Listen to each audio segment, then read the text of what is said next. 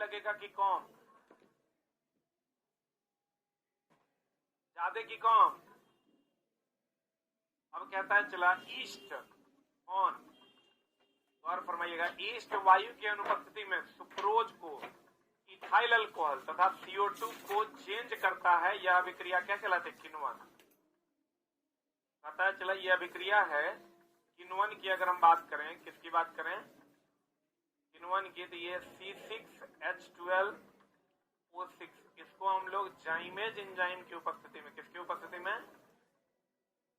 या ईस्ट की उपस्थिति में ethyl alcohol C2H5OH plus CO2 plus H2O में बदलता है। बोलो हाँ, यही इथाइल अल्कोहल बनाने की प्रक्रिया है जो जाइमेज एंजाइम या ईस्ट की उपस्थिति में होता है। और इसमें कहेगा कौन सी गैस निकलती है? कहेंगे CO2। तो कहता है ईस्ट वायु की अनुपस्थिति में सुक्रोज एवं इथाइल अल्कोहल तथा CO2 में चेंज करता है। यह अभिक्रिया क्या कहलाती है? किण्वन। यह अभिक्रिया क्या कहलाती है? किण्वन। एक चीज और जान लो, किण्वन एक रासायनिक अभिक्रिया है। किण्वन कौन अभिक्रिया है? रासायनिक अभिक्रिया, क्योंकि किण्वन का मतलब होता है सड़ना। किण्वन का मतलब क्या होता है? चला, अब कोई भी चीज अगर सड़ेगा तो क्या फिर से वो पदार्थ बन पाएगा? किण्वन एक प्रकार का सड़न भी है।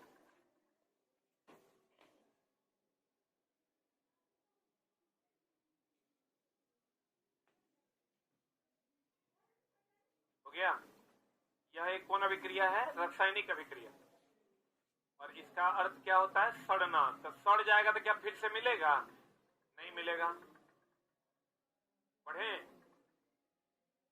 फिर कहता है चला कि बताओ, ऑक्सीजन से समृद्ध वायु को शरीर के अंदर लेना क्या कहलाता है?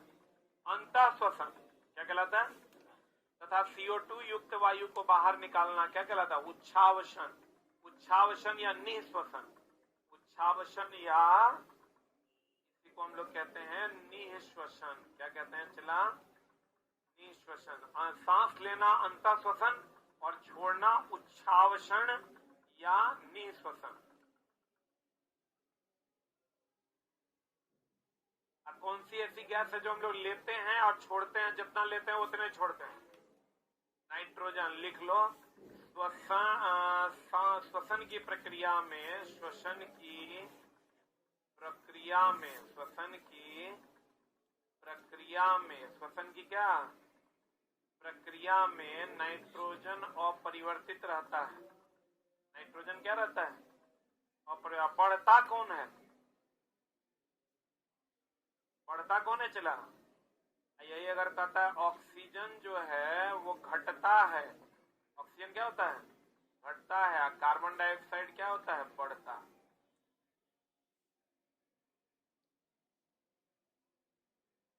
क्या अपरिवर्तित रहता है? नाइट्रोजन। कार्बन डाइऑक्साइड क्या होता है? बढ़ता है। ऑक्सीजन क्या होता है? घटता है।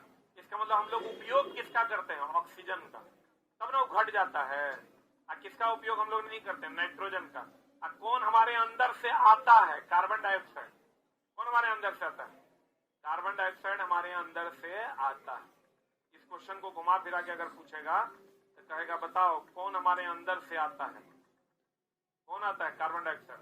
कौन बताओ किसका कोई परिवर्तन नहीं होता है? नाइट्रोजन।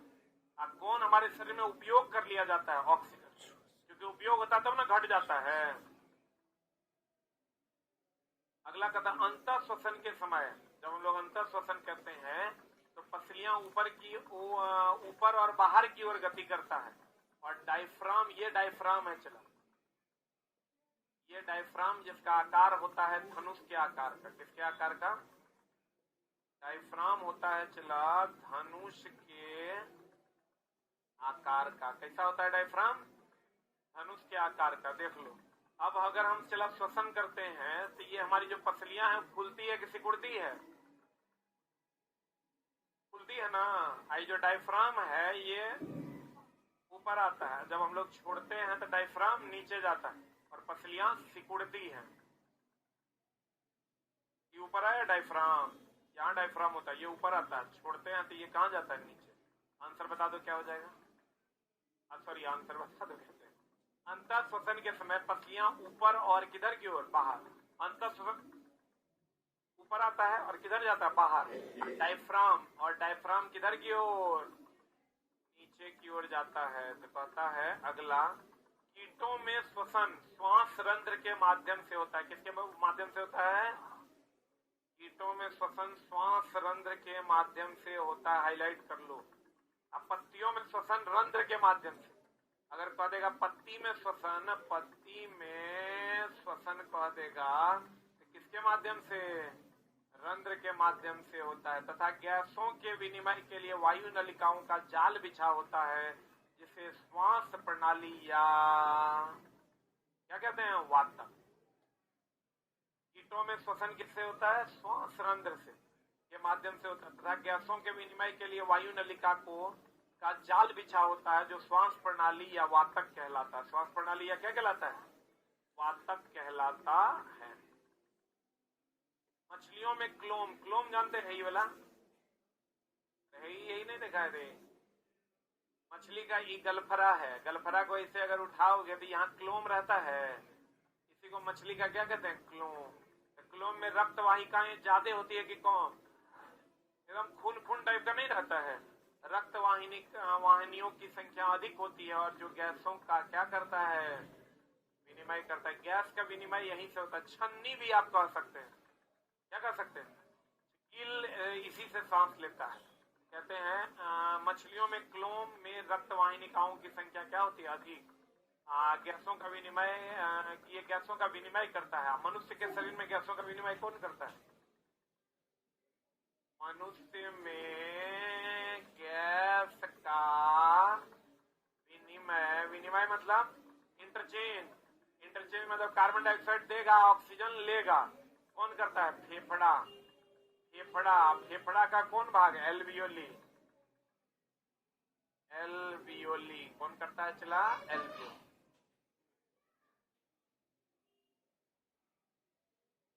आपका पूरा नाम क्या है, मेरा पूरा नाम भाई शैलेंद्र कुमार है। ये बात 300 बार लिख दिया, तो अब जान लिया तो हो सकता है नोबेल पुरस्कार मिल जाए इसी से। तो पढ़ने पे ध्यान दो ना।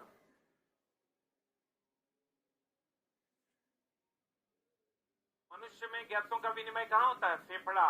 फेफड़ा बोले तो क्या है, एल्वियोली।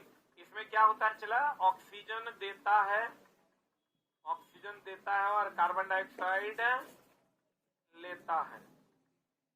सही है आंसर, हाँ हो गया। रक्त को ऑक्सीजन देगा, कार्बन डाइऑक्साइड लेगा। लिखा, पढ़े। अवायवीय श्वसन का अंतिम उत्पाद देख लो, चला।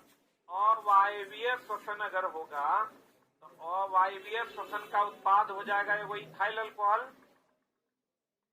इथाइल अल्कोहल, और दूसरा हो जाएगा चला लैक्टिक एसिड, कौन एसिड, लैक्टिक अम्ल। और अगर कह देगा वायवीय श्वसन, एकदम क्लियर लिख लो, वायवीय श्वसन होगा तो CO2 प्लस ऊर्जा, CO2 प्लस जलवाष्प, जलवाष्प प्लस क्या, ऊर्जा। इसीलिए अवायवीय श्वसन के बाद थकान हो जाता है। अगर वायु की कमी हो जाती है तो हम लोगों को क्या हो जाता है, थकान। और थकान हो जाएगा तो लैक्टिक एसिड की कमी के कारण शरीर में दर्द होने लगता है।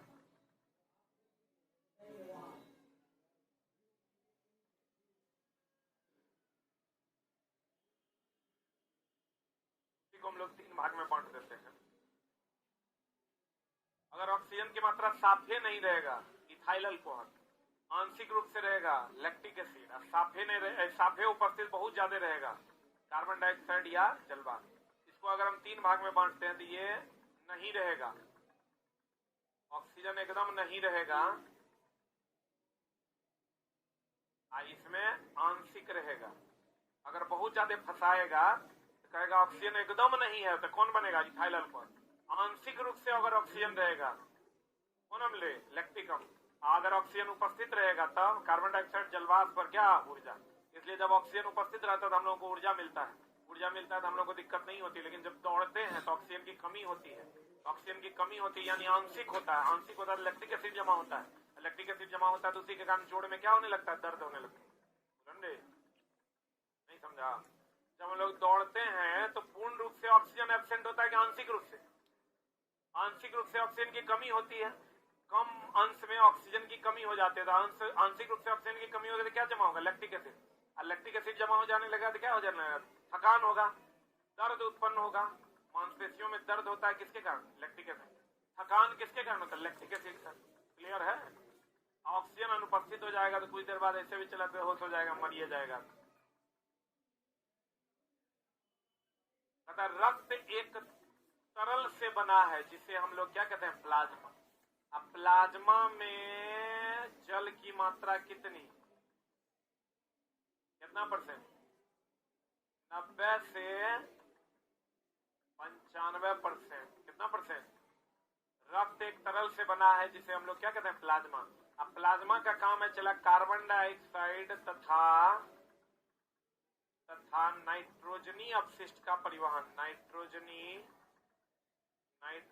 अपशिष्ट का परिवहन। नाइट्रोजनी अपशिष्ट का परिवहन। अपशिष्ट का क्या चला? परिवहन। नाइट्रोजनी अपशिष्ट का क्या?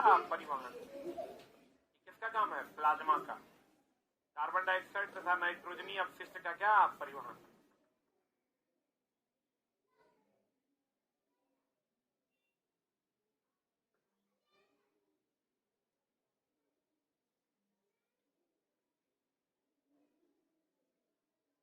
हो गया?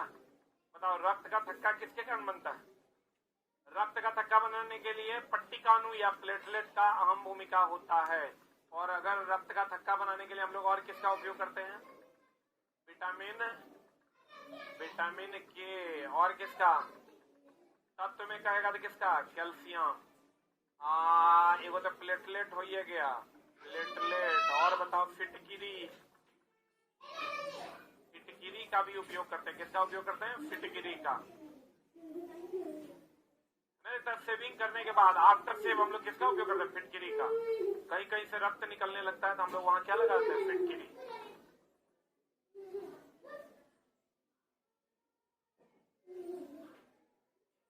विटामिन के, कैल्शियम, प्लेटलेट या क्या? फिटकिरी।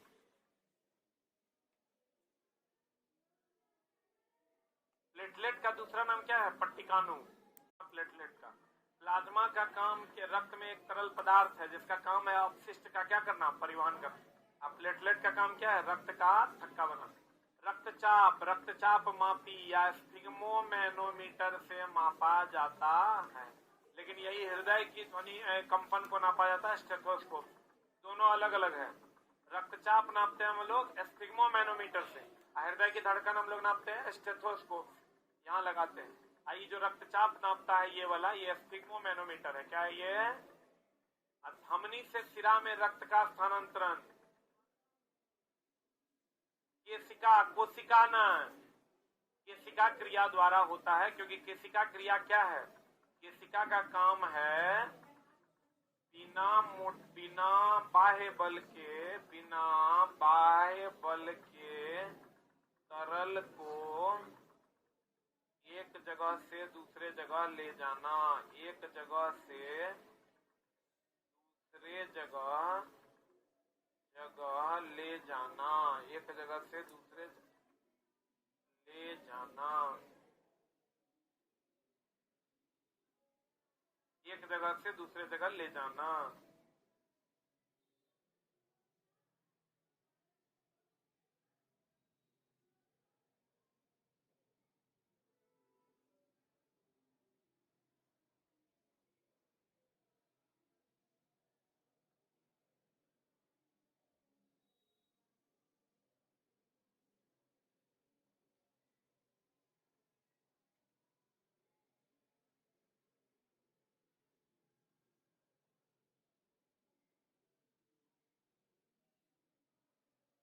हो गया?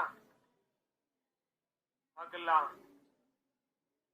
हृदय स्पंदन, हार्टबीट, लयबद्ध संकुचन और क्या है? लयबद्ध विश्रांति।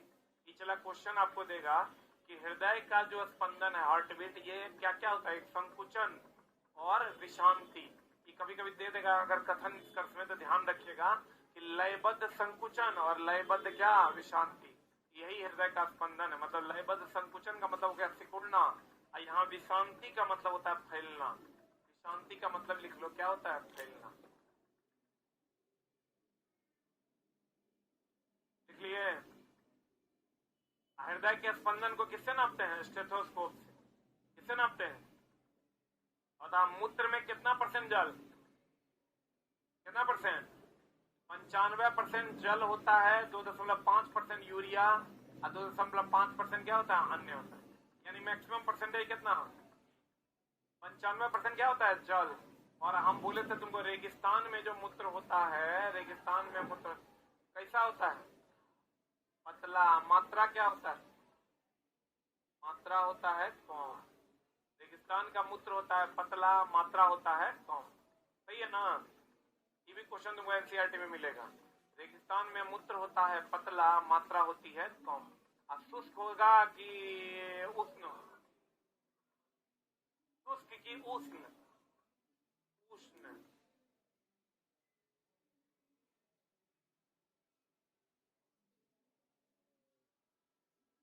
अब कहता है पत्ती द्वारा जल का वाष्प में परिवर्तन चूसक या खिंचाव बल के कारण होता है। देख लो, एक मिनट होल्ड ऑन। यहाँ चला क्वेश्चन क्या करता है? हम लोग तो ये जानते हैं कि रंध्र द्वारा वाष्पीकरण होता है। किसके द्वारा वाष्पीकरण? लेकिन आप ये समझिए कि जल जो वाष्प में बदलता है चूसक या खिंचाव बल के कारण। किसके कारण?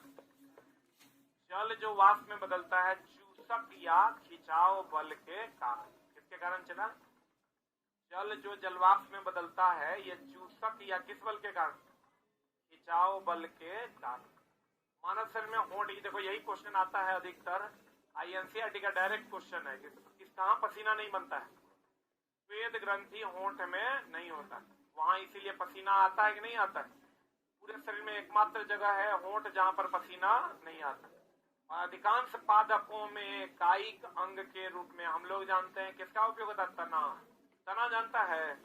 काट कर लगाना। काट कर लगाते, गुलाब वगैरह को जो काट के लगाते। लेकिन चला अभी जानिए तना का भी उपयोग होता है, पत्ती का भी उपयोग होता है। ब्रायोफाइलम जान रहे हैं? ब्रायोफाइलम में हम लोग पत्ती लगाते हैं लड़का, लेकिन इसको याद रख ले है कि भैया इसमें हम लोग मारेंगे तना, जबकि तना और क्या हो जाएगा? पत्ती। कहता है, गौर फरमाइएगा कि अधिकांश पादपों में कायिक अंग के रूप में तना और किसका? पत्ती। अब पत्ती कहाँ? ब्रायोफाइलम। पत्ती कहाँ? ब्रायोफाइलम। कायिक समझते हो? कायिक अंग काट कर लगाना। काट कर जो हम लोग तना को नहीं लगाते ना, आम का, कैरोटन का काट के हम लोग तना लगाते हैं, उसका गन्ना का, ईख का काट के लगाते हैं, वह कायिक प्रवर्धन कहते हैं इसको। और ये तना में भी होता है, और किसमें होता है? पत्ती में। जान लो, तना में खाली नहीं होता, किसमें होता है? पत्ती में। अगला, पुष्प पादप का मुख्य जनन अंग है। सही बात है? पादप का मुख्य जनन अंग क्या है? पुष्प। बोलेंगे अब पत्ती के कक्ष में जो कलिका मुकुल निकलता है, यह विकसित होने पर क्या कहलाता है? कायिक कलिका। पत्ती में जो कलिकाएं निकलती है इसको हम लोग क्या कहते हैं? कायिक कलिका। कौन कलिका कहते हैं? कायिक कलिका के नाम से जानते हैं। डेहलिया, डलिया ने, डेहलिया शकरकंद क्या है? जड़ द्वारा पौधे का उत्पादन करता है। शकरकंद तो करवे करता है, सब जानता है। शकरकंद किससे उत्पादन करता है? जड़ से। लेकिन चला जानिए डहेलिया भी किससे उत्पादित करता है? जड़ से। डहेलिया किससे करता है? शकरकंद मारेगा सब मार देगा, किससे? जड़ से। लेकिन अब जानिए कि डहेलिया भी किससे करता है? जड़ से। मॉस और फर्न जैसे पादप में जनन बीजाणुओं द्वारा होता है। किसके द्वारा होता है? मॉस और किसमें? फर्न में जो जनन होता है पुष्प के द्वारा नहीं, किसके द्वारा? बीजाणु के द्वारा। मक्का, पपीता, ककड़ी, खीरा एकलिंगी है। एकलिंगी मतलब कोई एक होगा, कोई एक या तो स्त्री के सर या तो पुंकेसर, और द्विलिंगी होगा तो दोनों होगा, स्त्री केसर भी और पुंकेसर भी। तो कहता है गुलाब और पिटूनिया क्या है? उभयलिंगी। उभयलिंगी मतलब कॉमन है। निषेचन के पश्चात अंडाशय फल में तथा बीजांड बीज में बनता है। अंडाशय किसमें बदल जाता है? फल में। अब बीजांड किसमें बदल जाता है? बीज में। अंडाशय किसमें बदलता है? फल में। बीजांड किसमें बदलता है? बीज में। क्लियर है? अंडाशय फल में, बीजांड बीज में। निषेचन के फलस्वरूप अंडाशय किसमें? फल में।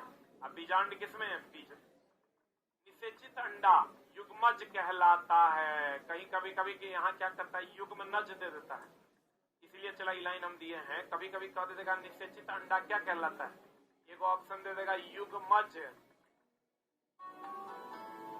यार अजय, हम इस उम्र में ऐसे रहेंगे क्या? बिल्कुल रहेंगे, अगर पापा जैसी सही प्लानिंग की तो। जैसे कि मेरे पापा ने इन्वेस्ट किया LIC के जीवन अक्षय में, जो दे रहा है इमीडिएट और guaranteed annuity at regular intervals, जिंदगी भर के लिए। LIC के एन्युटी प्लान्स दे एन्युटी ऑप्शंस और नियमित इनकम पाने में फ्लेक्सिबिलिटी भी। युग्मज की युग्मनज कहलाता है तथा युग्मज जाइगोट का विकास कहाँ होता है, भ्रूण में। अंडाशय एक से अनेक बीजांड का उत्पादन करता है। जैसे तुम ले लो, इसमें सेब वगैरह में बहुत सारे अनेक बीजांड होते हैं, उसके अंदर बहुत सारे बीज पाए जाते हैं, इसीलिए कहते हैं अंडाशय एक से अनेक बीजांड का क्या करता है, उत्पादन। पराग कणों का पराग कोष से वर्तिका एक तक स्थानांतरण क्या कहलाता है, परागन। पराग कणों का पराग कण जो कीड़ों के द्वारा दिया जाता है, पराग कण का पराग कोष से कहां से चला, ये पराग कोष से कहां तक, वर्तिका तक स्थानांतरण क्या कहलाता है, परागन। साधारण लोलक का अध्ययन सर्वप्रथम किसने किया था, गैलीलियो। चला गैलीलियो की 3 बातें आपको देखने को मिलेगी। गैलीलियो पहले तो गति का समीकरण यही दिया था, गति का समीकरण किसने दिया, सरल लोलक के बारे में किसने बताया था, गैलीलियो ने। कोई भी ग्रह सूर्य के चारों तरफ दीर्घवृत्ताकार कक्षा में चक्कर लगाता है, दीर्घवृत्ताकार कक्षा में कोई भी ग्रह चक्कर लगाता है, पहली बार किसने कहा था, पहली बार कहा था गैलीलियो ने। एक और क्या, दूरदर्शी का आविष्कार किसने किया, गैलीलियो ने।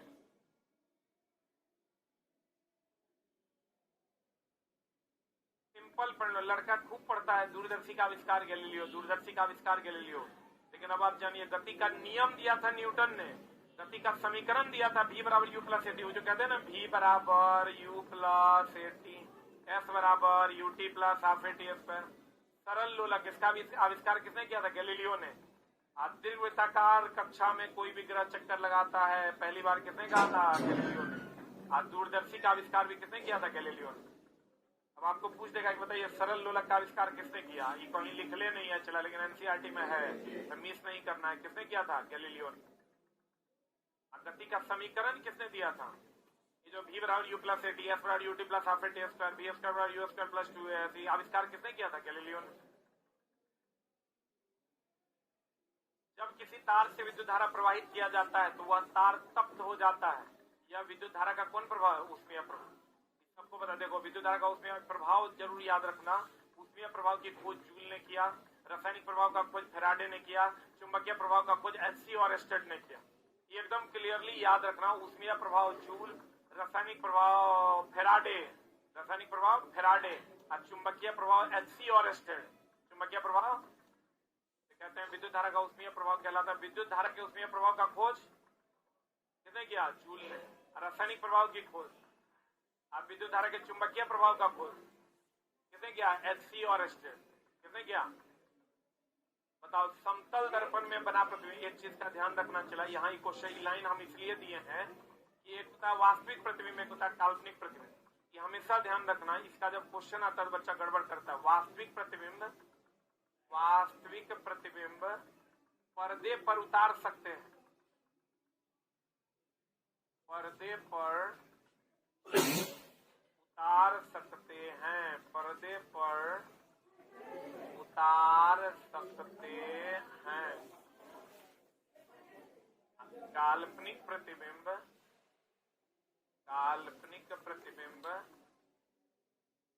पर्दे पर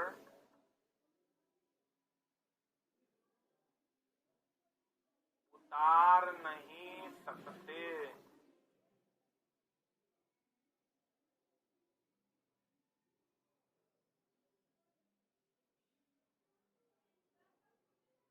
एकदम याद रखो चला, वास्तविकता जो होगी उसी को ना पर्दे पर उतारिएगा, काल्पनिक प्रतिबिंब को आप पर्दे पर उतार नहीं सकते। और एक चीज और, अनंत पर स्थित अनंत पर जो बनने वाला प्रतिबिंब है उसको भी आप पर्दे पर उतार नहीं सकते। अनंत तो चला अनंत पर है तो उसको कैसे पर्दा पर उतारिएगा, उतार पाइएगा?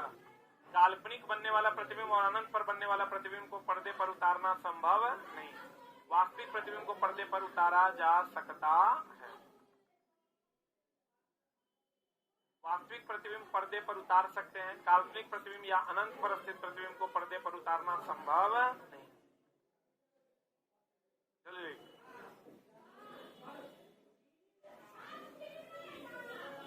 हो गया? तो बताओ, जितना भी काल्पनिक प्रतिबिंब है क्या उसे हम पर्दे पर उतार सकते हैं? क्या हम उसे देख सकते हैं?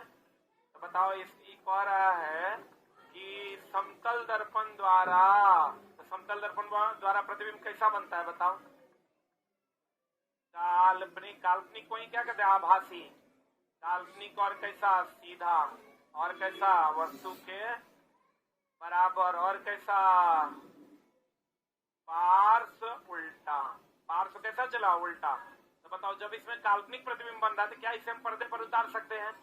ये हमेशा ध्यान रखना, अगर फोकस पर वस्तु रहता था अनंत पर प्रतिबिंब बनता है। कहाँ बनता है? अनंत पर बनेगा तो क्या उस प्रतिबिंब को आप देख पाइएगा? देख पाइएगा? नहीं देख पाइएगा। अगर फोकस पर पी के बीच वस्तु रहेगा तो दर्पण के पीछे बनेगा। दर्पण के पीछे बनेगा तो काल्पनिक बनेगा। क्या आप काल्पनिक प्रतिबिंब को देख सकते हैं? देख सकते हैं? नहीं देख सकते हैं। तो कहता है समतल दर्पण द्वारा बना प्रतिबिंब काल्पनिक होता है और प्रतिबिंब को पर्दे पर प्राप्त, खाली समतल दर्पण नहीं चला, कभी भी काल्पनिक प्रतिबिंब बनेगा तो आप उसे पर्दे पर प्राप्त नहीं कर सकते हैं। कहाँ प्राप्त नहीं कर सकते? पर्दे पर प्राप्त नहीं कर सकते हैं। हम यहाँ ऑलरेडी आपको लिखा दिए। केवल वास्तविक प्रतिबिंब ही पर्दा पर प्राप्त किया जा सकता है। बोलो हाँ। ये चला, इसके जहाँ सामान्य विज्ञान में नए है, इसको 5th एडिशन में जोड़ देंगे। बुलंदे वो लड़का आ जाए, चला हमसे भी स्टाफ से भी लड़ गया, बाहर गया वो दुकान वाला से भी लड़ गया, अंदर आया तो हमसे भी लगभग लड़िए गया। मतलब समझ लो, दुकान वाला से तो स्टाफ से तो इससे लगा कि मार हो जाएगा। हम अंदर में बैठे हुए थे तो हम आवाज सुने तो हम बोले कौन है, भेजो मेरे पास। आया बेचारा, बहुत बारीकी, अभी क्लास देख भी रहा होगा वो छोटा, बहुत बारीकी से वो अध्ययन करता है बेचारा। तो मेरे पास आया, बोलता है एगो बात बताइए सर, आप लोग ठगवे न करते हैं? हाँ। बोले पैसे ठग लिए। बोला कि बताइए 4th एडिशन में आप तो 4th एडिशन लाए, प्रोग्राम 30 पन्ना कम है 3rd एडिशन से। 3rd एडिशन में जितना पन्ना है आपका, मान लो X पन्ना है, तो 4th एडिशन में आपका पन्ना 30 पन्ना बढ़ना चाहिए, लेकिन X - 30 है आपका। हमको पन्ना नहीं याद है इसलिए X मान लिए हैं। तो बोला 30 पन्ना घटिए गया, आप बोले जोड़े हैं। पूरा लड़ गया। 4th एडिशन का बुक ले गया था उस दुकान वाले से, बोला किताब रखिए अपना, हमरा 3rd एडिशन चाहिए, ताकि ओकरा में ज्यादा माल है, एकरा में कम है। हम तब ओकरा बैठा के हम समझाए कि देखो बाबू ऐसा है कि हम ऐसा 4th एडिशन लाए, इसका ये मतलब था कि इसमें हम जो जरूरी बातें नहीं थी उसको काट दिए। आज जहां जहां लगा कि पूरे टॉपिक को 5 पन्ना को एगो टेबल में देके हम समझा सकते हैं, उसको एगो टेबल में कर दिए। जैसे 4th एडिशन लाए, जो जरूरी, जो अनइम्पोर्टेंट बातें थी उसको काट दिए। जहां लगा कि बहुत बड़ा मटेरियल है और उसको मात्र 1 पन्ना में, 5 पन्ना को 1 पन्ना में लाया जा सकता है, टेबल बना करके समझाना भी आसान होगा, उसको हम टेबल बना दिए और 5 पन्ना को हटा दिए। उसके बाद 1 लाइनर अलग से जोड़े, 50 पन्ना घटा, 20 पन्ना बढ़ा तो 30 पन्ना घट गया। तब जाके कहा था हमको दिखाइए कहां कहां आप क्या क्या जोड़े हैं।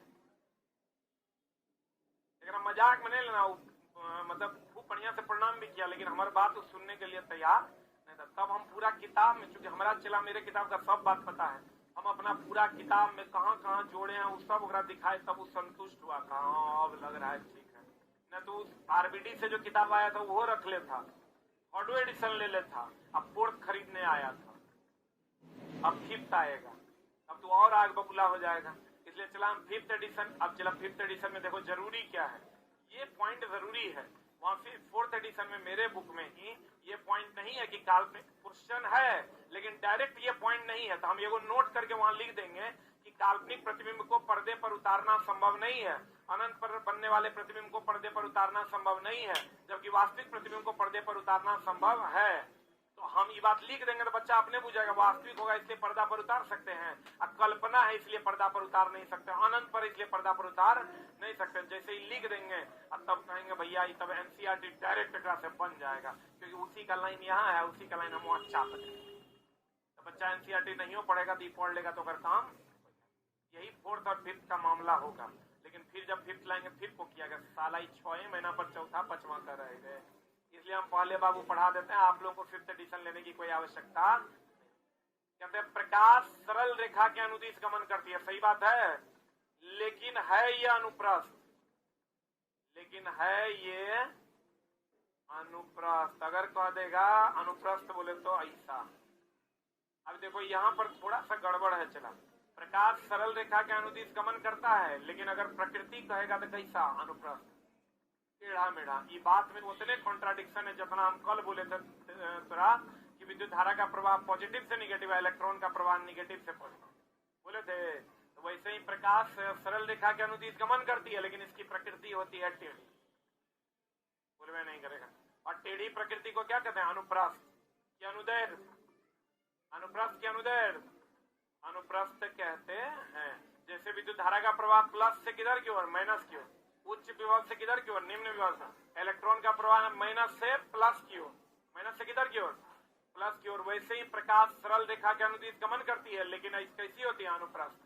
कैसी होती है, अनुप्रस्थ होती है, जिसका वेग कितना होता है, 3 × 10⁸ जो किसने खोजा था, रोमर ने। कितना ईस्वी में, 1676 में। कितना ईस्वी में खोजा था, कहता कोई भी पॉलिश किया हुआ अथवा चमकदार वस्तु पृष्ठ दर्पण के समान ही व्यवहार करता है। अब देखो चला, दर्पण किसको कहते हैं, जिसके पिछवाड़े में पॉलिश किया हुआ। क्या किया हुआ, अरे इधर हम पढ़ा रहे हैं तो कहाँ है, दर्पण जो है चला किसको कहते हैं, जिसके पीछे में क्या किया हुआ, पॉलिश किया। तो जैसे कभी कभी ऐसा होता है चला कि लकड़ियों में थोड़ा अपन चेहरा नजर आ जाता है, पॉलिश कर रहता है, ऐसा हुआ है, नहीं हुआ है।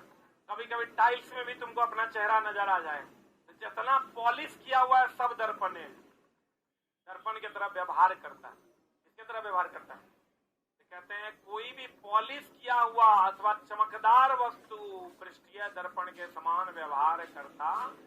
आपको कहेगा बताइए कोई भी पॉलिश किया हुआ या चमकदार वस्तु दर्पण की तरह व्यवहार करता है, लेंस की तरह व्यवहार करता है, दोनों की तरह व्यवहार करता है। जब ये पॉलिश हुआ एक साइड से ढक गया, एक साइड से ढक गया, मतलब वो दर्पण है, आर पार दिखाई देगा, मतलब वो लेंस है। क्लियर है, तो बताओ कोई भी पॉलिश किया हुआ या चमकदार वस्तु पृष्ठीय दर्पण की तरह व्यवहार करता है।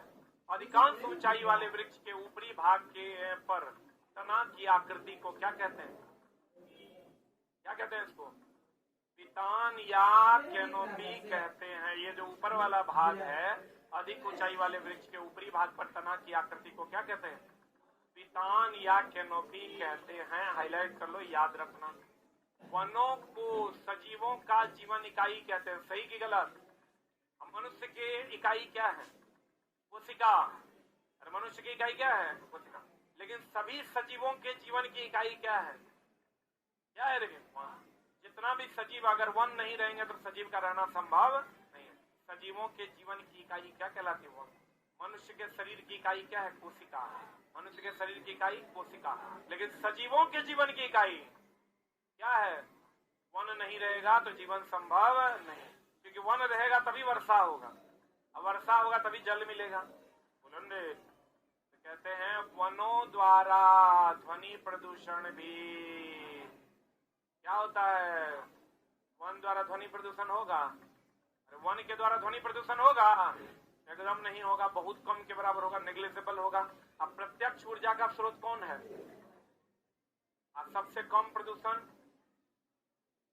सबसे कम प्रदूषण कौन, कौन रे, अब विशाल ऊर्जा का स्रोत, विशाल ऊर्जा कहाँ से मिलती है? सूर्य से। विशाल ऊर्जा कहाँ से मिलती है? सूर्य से। सूर्य की ऊर्जा नवनीकरणीय है कि अनवनीकरणीय है? नवनीकरणीय ऊर्जा का क्या है स्रोत?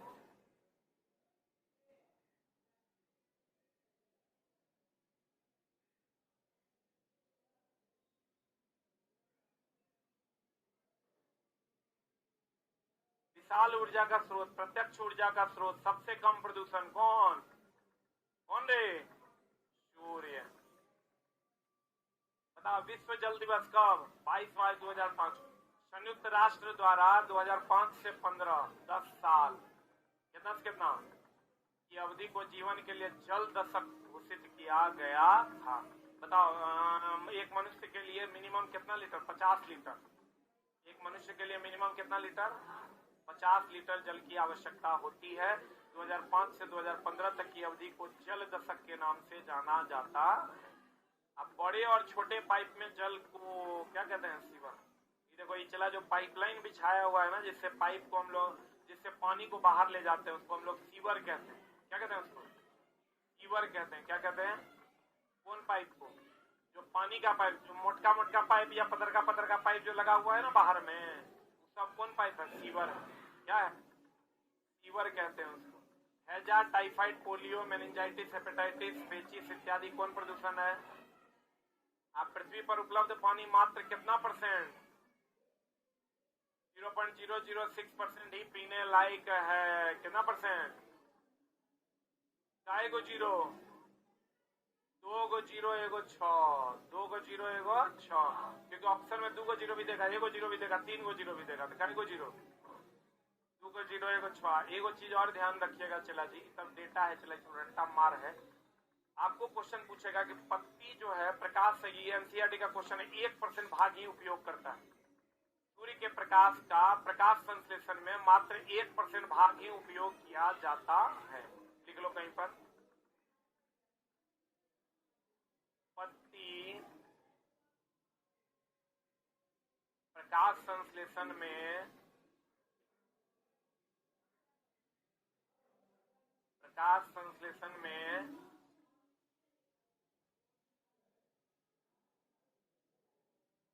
सूर्य के प्रकाश का 1% भाग ही प्रयोग करता है। टीआरई 1.0 या 2.0 का क्वेश्चन है। कितने % भाग? 1% भाग। सूर्य के प्रकाश का कितना % भाग? 1% भाग ही प्रयोग किया जाता है।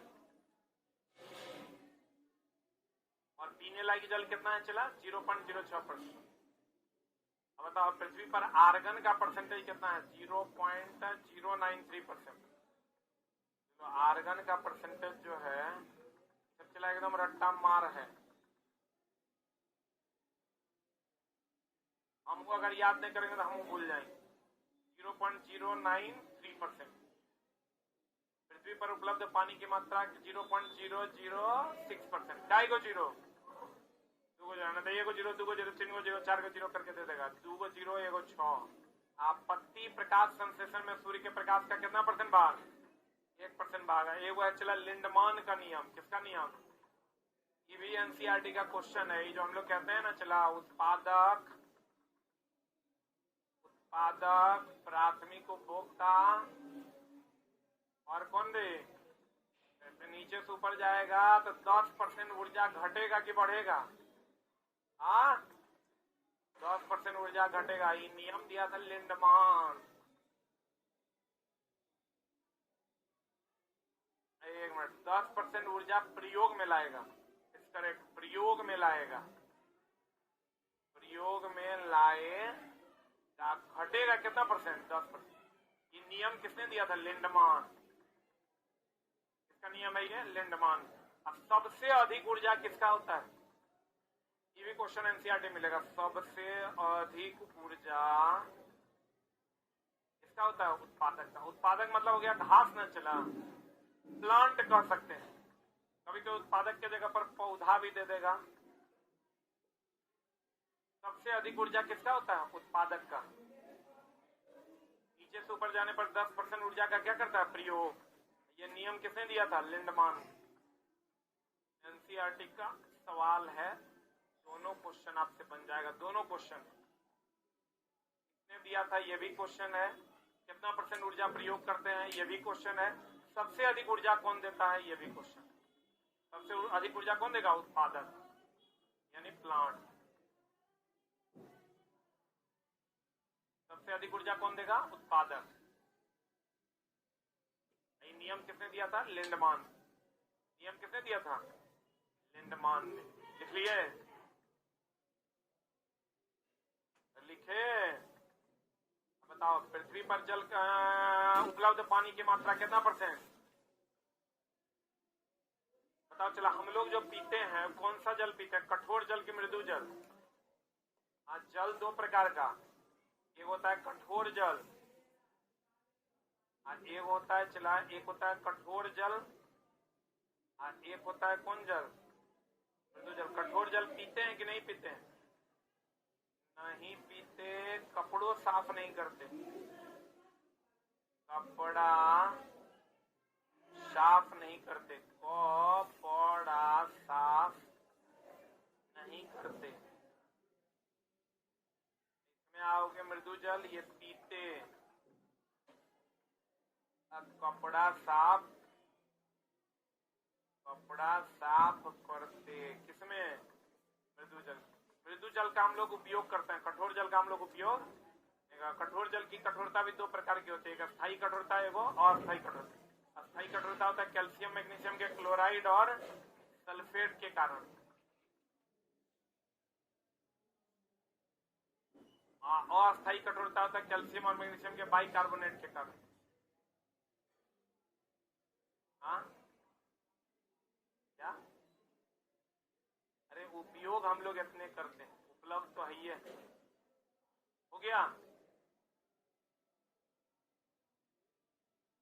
अरे हुआ? परसेंटेज चला कहीं पर थोड़ा कम थोड़ा ज्यादा दे देता है।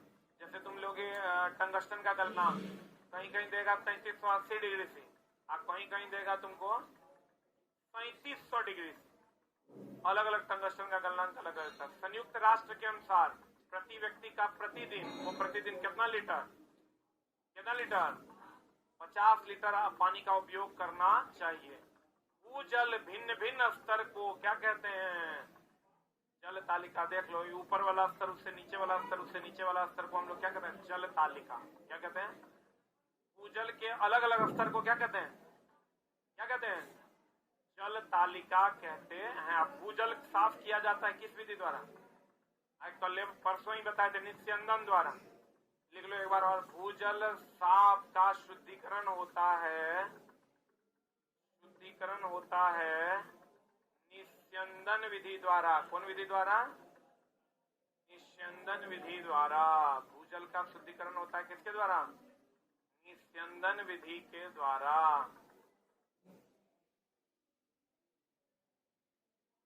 हाँ,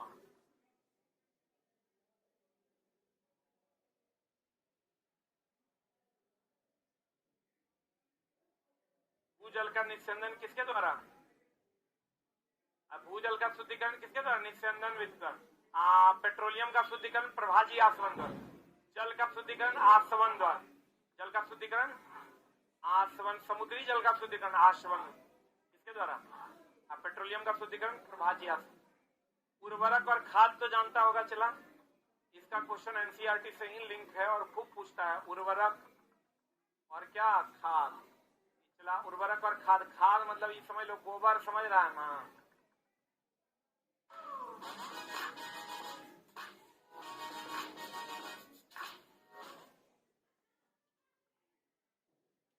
वर्मी कंपोस्ट। उर्वरक मतलब हो गया डीएपी और क्या? Urea, potash. चला देखो, सब तरीके से, जिंक भी, सब तरीके से उर्वरक जो है ये संतुलित है कि असंतुलित? संतुलित है और खाद क्या है? असंतुलित है। ई हानिकारक है, अधिक भूमि को ये बंजर बना देता है। चला, भूमि बंजर बना देगा अगर अधिक उपयोग कीजिएगा। इसमें भूमि बंजर नहीं होगा। जल का संचय अधिक कौन करेगा? खाद। गोबरे में ज्यादा जल का संचय करेगा रे कि यूरिया? जल संचय अधिक, इसमें जल संचय नहीं। जल संचय इसमें अलग से जल डालना हो, जल संचय नहीं।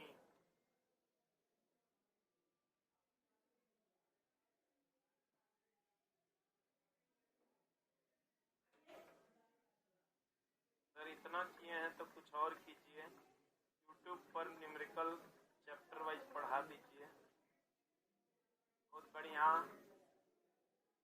एकदम। चला, हम सोचे भी हैं कुछ चैप्टर जो टफ चैप्टर है उसका न्यूमेरिकल करवाया जाए,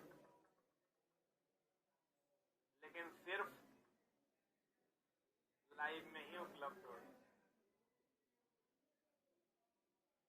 हो गया।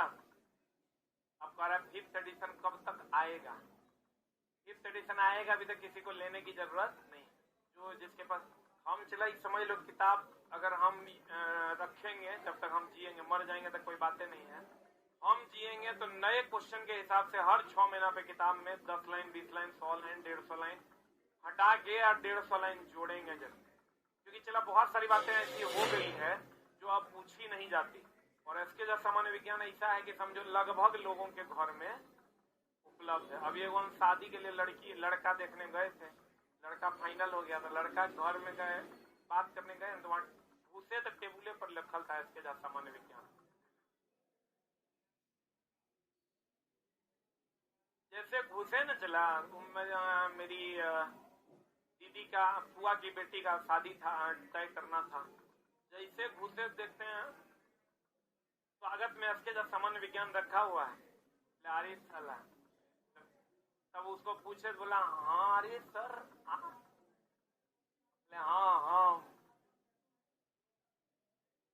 चला, बुक ऐसा चीज है ना, तुम लोग तो ऑथर का वैल्यू नहीं देता है। हम लोग कभी सोचे भी नहीं थे कि किसी सिन्हा सर से पढ़ रहे हैं तो उनसे मिल भी पाएंगे। कभी नहीं मिल पाए, मिल भी नहीं पाए। एक बार यहाँ पर M करीम सर से मिले, SC वर्मा सर से भी मिले, किसी से नहीं मिले। कब मिले? जब मतलब सब कुछ दुनिया में अचीव कर लिया तब। एज ए स्टूडेंट कोई ऑथर से मिल पाता है क्या? बहुत कम। अभी जितना ये यूट्यूबर सब जो ऑथर बना है तो तुम लोग मिल लेता है, नहीं तो हम लोग जिस टाइम पढ़ा करते थे तो ये है ऑथर। ऑथर मतलब लगता था फलना बाबू की किताब हम पढ़ लें, तुम लोग मजा गए इसके जाए है जी। जबकि लेकिन चला, तोरा एक दिन की बात का एहसास होगा, इसके जो सामान्य विज्ञान इज अ गुड पुस्तक, और उसको हम और बढ़िया बना देंगे और कुछ ऐसा करेंगे। चला इस बार, अब तुम कहेगा इस बार कीजिएगा मतलब फिर खरीदिएगा। हम तोरा पढ़ा दे रहे हैं ना, खरीदना नहीं है तोरा जी, हम जोड़ रहे हो तोरा पढ़ा दे रहे हैं। इसमें समस्या क्या है? पढ़ लो तुम। तो हम कोशिश करेंगे चला कि 100-150 लाइन जो एकदम फालतू है, हमारा पता है, ओकरा हटाएंगे। 100-150 लाइन एक्स्ट्रा क्या करेंगे? जोड़ेंगे। पन्ना उतने रहेगा लेकिन मटेरियल स्मार्ट हो जाएगा। उर्वरक, उर्वरक कौन चला? उर्वरक एक मानव निर्मित लवण है कि प्राकृतिक है?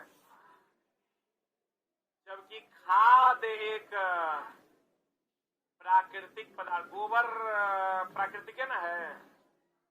अब कहता है चला, ये हो गया केमिकल है, ये हो गया ऑर्गेनिक। अब ये ऑर्गेनिक खाद मिल रहा है मार्केट में। कहते हैं खाद के उपयोग से मिट्टी में जल धारण करने की क्षमता। लेकिन चला, हम लोग गांव घर में जो है ना, वो DAP को खादे कहते हैं। हम लोग कहते हैं खाद छींटने जा रहे हैं। खाद छींटने नहीं जा रहे हैं, उर्वरक छींटने जा रहे हैं। क्या छींटने जा रहे हैं? लेकिन 100% लोग की कहता है, उसका रीजन है, पहले तो ये चला उर्वरक था नहीं, तो पहले लोग कंपोस्ट डालता था, गोबर का खाद डालता था, तो पहले वो डालता था। तो पहले का प्रैक्टिस अभी भी चल ही रहा है। अब लेकिन तुम जब नया किसान बनेगा, कभी बनने का मौका मिलेगा, तो खाद नहीं कहना है, क्या कहना है? उर्वरक कहना। क्या कहना है? लेकिन लोग पागले कहेगा। तुम कहना DAP लेके जाना, बोलना हम उर्वरक डालने जा रहे हैं। कुछ ही बोला रे, खाद है खाद। कहते हैं चला फसलों में खरपतवार अलग करने की प्रक्रिया को क्या कहते हैं? निराई। निराई समझता है ना? जैसे चला पटसन वगैरह में जो घास हटाते हैं क्या कहते हैं उसको? निराई। अब तो चला उसका भी केमिकल आ गया है, केमिकल मार दो सब घास खत्म। हार्वेस्ट क्या चला? एक प्रकार का मशीन है जिसका उपयोग फसलों को क्या में करते हैं? काटने में किया जाता है। हार्वेस्टिंग एक प्रकार की प्रक्रिया है जिसमें फसलों को काटने में इसका प्रयोग किया जाता है। निराई एक प्रक्रिया है जिसमें फसलों से क्या हटाते? खरपतवार। पसनी खुरपी से नहीं करते निराई, हम लोग कहते हैं कमौनी। अरे गाँव घर की भाषा में उसको कहते हैं कमौनी। क्या कहते हैं? कमौनिया। यहाँ अगर कमौनी नहीं रहता है ऑप्शन में, यहाँ रहता है निराई। क्या रहता है? निराई। अब फसल काटने की प्रक्रिया को क्या कहते हैं? हार्वेस्टिंग। बीजों के बड़े पैमाने पर भंडारण को क्या कहते हैं? साइलो। क्या कहते हैं चला? बीजों के बड़े पैमाने पर भंडारण को क्या कहते हैं? साइलो। क्या कहते हैं? ये सब एनसीईआरटी का लाइन है। बीजों के बड़े पैमाने पर भंडारण को क्या कहते हैं? साइलो। लीवर में विटामिन ए तथा कॉड लीवर में विटामिन डी। अब ई लाइन जब जोड़ेंगे चला किताब में तो बच्चा को डाउट नहीं होगा कि भैया लीवर में विटामिन ए, लीवर में क्या? मछली के कॉड लीवर में विटामिन डी। तो लड़का एकदम क्लियर रहेगा कि लीवर में विटामिन ए या कॉड लीवर में विटामिन डी। लीवर में विटामिन ए, कॉड लीवर में विटामिन डी। लीवर में विटामिन ए, कॉड लीवर में विटामिन डी। लीवर में विटामिन ए, कॉड लीवर में विटामिन डी। क्लियर है? अतिसार एवं मलेरिया किससे होता है? प्रोटोजोआ। जबकि टाइफाइड एवं क्षय रोग जीवाणु। चला अधिकतर ही पूछा जाता है। क्लोमाइडोमोनास और स्पाइरोगायरा सवाल है। जबकि राइजोपस क्या है? राइजोपस ही चला ना ब्रेड पर लगता है। ब्रेड पर कहेगा ब्रेड सड़ता है किसके कारण? कवक के कारण। कवक में भी किसके कारण? राइजोपस के कारण। कवक में भी किसके कारण? मेरा कल एग्जाम है, आशीर्वाद दीजिए। कौन एग्जाम है रे? अच्छा बीपीएससी टीचर वाला। क्लोमाइडोमोनास और स्पाइरोगायरा क्या है? सवाल। लेमिनेरिया भी क्या है? चला लेमिनेरिया भी क्या है? लेमिनेरिया जो है ये सवाल है। इससे क्या मिलता है? आयोडीन। लेमिनेरिया एक सवाल है जिससे क्या मिलता है? आयोडीन। और राइजोपस क्या है? कवक। राइजोपस क्या है? राइजोपस क्या है? राइजोपस कवक है। ब्रेड सड़ता है किसके कारण? राइजोपस के कारण। अब बताओ, एक ही चीज है जो सड़े हुए भोजन को खाता है। कवक। कौन? कवक सड़े हुए भोजन को खाता है। कौन अमाशय से निकाल कर खाता है? स्टारफिश। कल बताए थे ना, अमाशय से निकाल कर कौन खाता है? स्टारफिश। अमाशय से निकाल कर कौन खाता है? कौन? स्टारफिश अमाशय से निकाल कर खाता। सड़े हुए भोजन को कौन खाता है? कौन खाता है? कवक। और कवक को सड़ाता कौन है? राइजोपस। राइजोपस एक प्रकार का क्या है? कवक। राइजोपस क्या है? कवक है। जीवाणु एवं ईस्ट चावल के आटे के किण्वन में सहायक होते हैं जिससे क्या बनता है? इडली और डोसा। सर्वप्रथम अलेक्जेंडर फ्लेमिंग ने जीवाणु रोगों से बचाव हेतु कवक से कहां से प्रथम प्रतिजैवी क्या बनाया था? पेनिसिलिन। इसमें चला 100 बात लिखल है। लाइन में 5 गो लाइन लिखने से बढ़िया एक लाइन लिखो। अगर तुमको कह देगा बताओ पहला एंटीबायोटिक कौन बनाया? कौन बनाया? Alexander Fleming. तो कहता है सर्वप्रथम अलेक्जेंडर फ्लेमिंग ने जीवाणु रोगों से बचाव। तो एंटीबायोटिक हो गया? बोले वे नहीं करेगा। और कवक हेतु कवक से कहां से बनाया था? कौन कवक से? पेनिसिलियम टोटेनियम से। बोलेंगे कवक से क्या बनाया था? प्रतिजैविक। प्रतिजैविक बोले तो एंटीबायोटिक, जिसको क्या बोला जाता? पेनिसिलियम। क्या कहा जाता है? पेनिसिलिन कहा जाता है। जो किस कवक से बना था? पेनिसिलियम से। आपको कहेगा एंटीबायोटिक बना किससे? कवक से। इससे सबसे पहले किसने बनाया? Alexander Fleming. किसने बनाया? और उसका नाम क्या है? पेनिसिलिन। क्या है चला? सर्वप्रथम एडवर्ड जेनर ने चेचक के लिए 1798 में टीका का खोज किया। देखो चला, ये कुछ चीज ध्यान रखना, सब टीका के ईस्वी नहीं पूछता है, वही टीका का ईस्वी पूछता है जो एनसीईआरटी में दिया हुआ है। मेरा बात समझा? जैसे सब टीका का ईस्वी नहीं पूछता है, वही टीका का ईस्वी पूछेगा जो एनसीईआरटी में दिया हुआ है।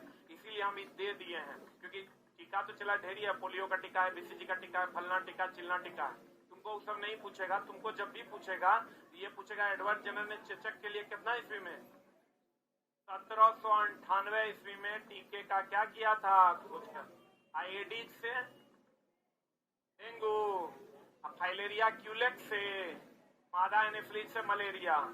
इसमें कोई दिक्कत है ना? है मादा एनेफ्लीज से मलेरिया। रॉबर्ट कोच ने कितना ईस्वी में, 1875 में, हाईलाइट कर लो, 1875 में बेसिलस एंथ्रासिस नामक जीवाणु की खोज की, जिससे एंथ्रेक्स रोग होता है। Very very important. किसने खोजा था? रॉबर्ट कोच ने। कितना ईस्वी में? 1875। बेसिलस एंथ्रासिस नामक जीवाणु की खोज की, जिससे क्या रोग होता है? एंथ्रेक्स। ये पूछेगा, चला एकदम हाईलाइट करो। रॉबर्ट कोच ने। किसने? रॉबर्ट कोच ने। कितना ईस्वी में? 1875 में बेसिलस एंथ्रेसिस नामक जीवाणु की खोज की, जिससे क्या रोग होता है? नींबू में कौन रोग होता है? कैंकर रोग। ये सब चला एनसीईआरटी में दिया है, इसलिए पूछवे करेगा। गेहूं में कौन रोग? ये तो सबको पता होगा। गेहूं में कौन रोग? रस्ट रोग। भिंडी में पित्त रोग किसके कारण होता है? वायरस के। ये एकदम एनसीईआरटी का डायरेक्ट लाइन है। खट्टे पदार्थ के संरक्षण के लिए वहां भी आए, इसीलिए नमकीन पदार्थ जो है जल्दी सड़ता नहीं। कौन नहीं सड़ता है? क्योंकि नमकीन पदार्थ, अब देखो, कवक ना हो, कवक और किससे सड़ता है? सड़ता दुए को चीज से, वो कवक से, एगो जीवाणु से। इसीलिए तो दोनों को अपमार्जक कहते हैं। क्या कहते हैं रे? पृथ्वी पर का सर्फ एक्सल यही है। कौन कौन? कवक और जीवाणु। कवक और कौन? जीवाणु को क्या कहते हैं हम लोग? अपमार्जक। क्या कहते हैं? चला, अपमार्जक कहते हैं। और नमक जो है, इसकी वृद्धि को नमक और नमी, नमक और नमी, नमक और नमी ने, नमक और शुष्क अगर रहेगा तो वृद्धि कम होगा। नमक और शुष्क रहने पर वृद्धि क्या होगा? कम। नमक रहेगा और शुष्क रहेगा तो वृद्धि क्या हो जाएगा? कम। नमक रहेगा चला और शुष्क रहेगा। नमी अधिक रहेगा तो वृद्धि, कवक की वृद्धि क्या होगी? अधिक। नमक और शुष्क रहेगा तो कवक और जीवाणु की वृद्धि क्या होगी? कम। वृद्धि कम होगा कवक और जीवाणु का। कवक और किसका? जीवाणु का वृद्धि जो होगा वो क्या होगा? चला, कम। कवक और इसका वृद्धि जो होगा वो क्या हो जाएगा? कम।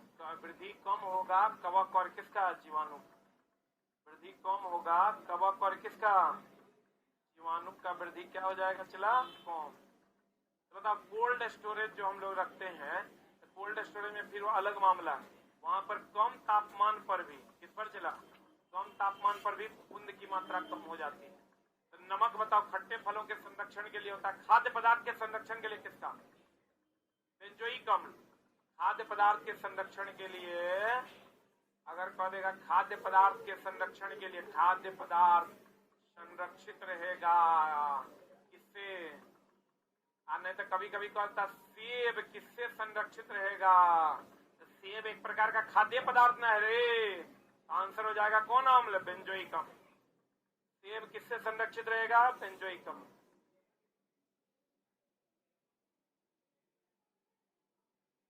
सेब किससे संरक्षित रहेगा? बेंजोइक अम्ल से। ऑक्सैलिक अम्ल से दाग और धब्बे हटते हैं। दाग और धब्बे किससे? दाग और धब्बे किससे? ऑक्सैलिक अम्ल से। किससे चला? ऑक्सैलिक अम्ल से दाग और धब्बे हट जाते हैं।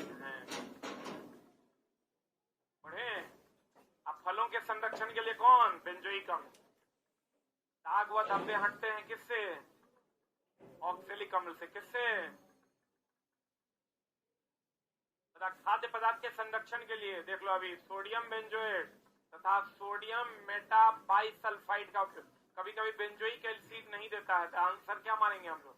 सोडियम बेंजोएट तथा सोडियम मेटाबाइसल्फाइड का उपयोग करते हैं। हाईलाइट कर लो, क्योंकि हम लोग खूब पढ़ते हैं चला बेंजोइक अम्ल खाद्य पदार्थ के संरक्षण में, लेकिन अब आप जानिए खाद्य पदार्थ के संरक्षण में सोडियम बेंजोएट तथा सोडियम मेटाबाइसल्फाइड का उपयोग किया जाता है। जैम, जेली एवं स्क्वैश का संरक्षण किसके द्वारा? जैम वगैरह में चीनी और नमक दोनों संरक्षित करता है, इसलिए चीनी भी और कौन? नमक भी। लेकिन चला खट्टे पदार्थ का संरक्षण किसके द्वारा? नमक के द्वारा। इसीलिए देखता है अचार में क्या मिलाते हैं हम लोग? नमक मिला देगा तो अधिक समय तक संरक्षित रहेगा। लेकिन कुछ कुछ मीठा अचार भी होता है, बोलेंगे आंवला वगैरह में मीठा रस डालते हैं तो वो भी संरक्षित रहता है। लेकिन अगर खाद्य पदार्थों के संरक्षण के लिए कहा देगा तो बेंजोइक अम्ल, अब बेंजोइक अम्ल नहीं रहेगा तो कौन? सोडियम बेंजोएट या सोडियम मेटाबाइसल्फाइड। खाद्य पदार्थों का संरक्षण, सोडियम संरक्षण और परिरक्षण एक ही बात है। कौन चला? सोडियम बेंजोएट या सोडियम मेटाबाइसल्फाइड। सोडियम बेंजोएट या सोडियम मेटाबाइसल्फाइड। क्लियर है? बोलेंगे हाँ। चला आज कितना शुरू किए थे?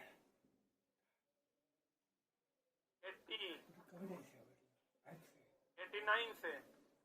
आज 60 हुआ, कल से 70, 80, 90, 100, यानी नेक्स्ट वीक में इसको कंप्लीट कर लेंगे हम लोग। Thank you very much.